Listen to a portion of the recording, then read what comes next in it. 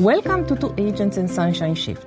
I'm Monica Ștefănescu, your host and the Tampa Bay real estate agent with LPT Realty and PhD, specializing in relocation guidance and neighborhood micro-pockets. I'm David Linton, co-host of Two Agents and Sunshine Shift. I'm a real estate agent with LPT and PhD. I am based in the Sarasota, Bradenton area, bringing the on-ground perspective on how these neighborhoods actually live day to day.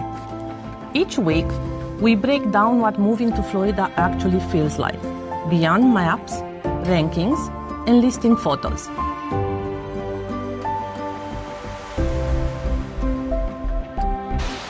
Most buyers don't fall in love with the wrong house because they're careless. They fall in love with it because their brain is trying to solve one problem, and accidentally, it creates another. The first house that feels right often isn't the best fit. It's the first house that reduces internal stress. And once that happens, the search stops being neutral. It becomes a comparison against the feeling. When buyers say, "This just feels right," they're usually not describing the house. They're describing a moment where their nervous system finally stopped bracing. Searching creates constant micro-stress. New streets, new smells, new layouts, new unknowns, and of course, new decisions. Then you walk into a home that's bright, clean, and visually simple. And your brain says, finally, relief. Relief feels like certainty. But relief is not alignment. This is called relief trap. The relief trap is when your body experiences emotional relief and your brain interprets that relief as this is the right decision. But what actually happened is this environment temporarily lowered my decision load. That's very different. The first house you love becomes a measuring stick that rewrites your standards. After that first emotional hit, you stop asking, "Is this good?" And you start asking, "Why doesn't this feel the same?" You begin rejecting homes that fit better simply because they don't recreate that first relief. This relief is not weakness. It's a known pattern. It's called baseline bias. Baseline bias is when the first strong emotional experience becomes the reference point, and everything else gets judged against it, even if that baseline was created by presentation, timing, or contrast. And here is the detail most buyers don't realize. Baseline bias doesn't just make you feel like the first house. It makes you protected. You start doing three things automatically. You minimize its downsides. You call them small things. You explain away trade-offs. You say, "We can live with it."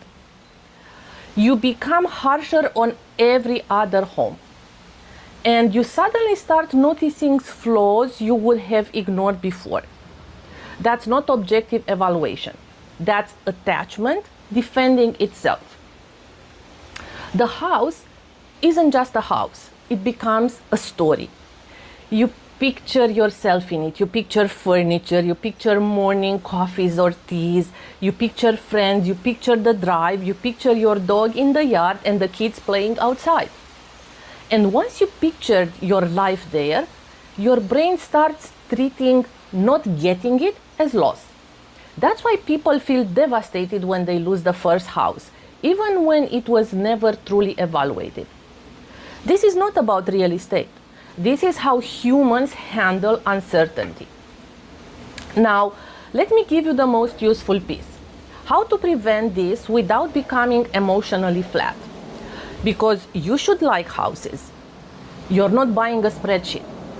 You just need to keep the sequence intact and use the sequence lock. What do I mean by sequence lock? Sequence locks means that you don't let emotional attachment outrun exposure. You collect exposure information first and you attach later. That's how you avoid buying the wrong first love. Here's what sequence looks like in real life. Rule 1. You do not decide after the first great house. You treat the first great house as your proof of what your brain responds to, not proof you should buy it. Rule number 2. You require 2 comparisons. You don't need 10 homes. You need enough contrast to separate relief from fit. Rule number 3. You force yourself to answer one hard question before you allow love to creep in. What would annoy me here on a random, ordinary weekday? Not a showing day, not a weekend, not a holiday. Just a normal day life when tired and nothing special is happening. This question prevents buyers to fall in love with the wrong house. I cannot stress this hard enough. And here is the quiet truth. The right house often feels less exciting at first. Not because it's worse, but because your brain is no longer chasing relief. You're now looking for something else. You're looking for consistency, fit, a home that matches how you actually live. That requires exposure. And exposure is what turns a feeling into a decision. So, if you ever fallen in love with the wrong house first, you didn't fail. You experience the relief trap. After that, the baseline bias. And then you try to protect the story. The solution isn't stop feeling. The solution is to lock the sequence in. Evaluate first and attach later. If you're trying to understand Florida real estate beyond what shows up in listings, that's exactly what this channel is for. Because the things that matter don't usually show up online or in the description. Florida living isn't measured in distance. It's measured in daily friction. We'll see you next week.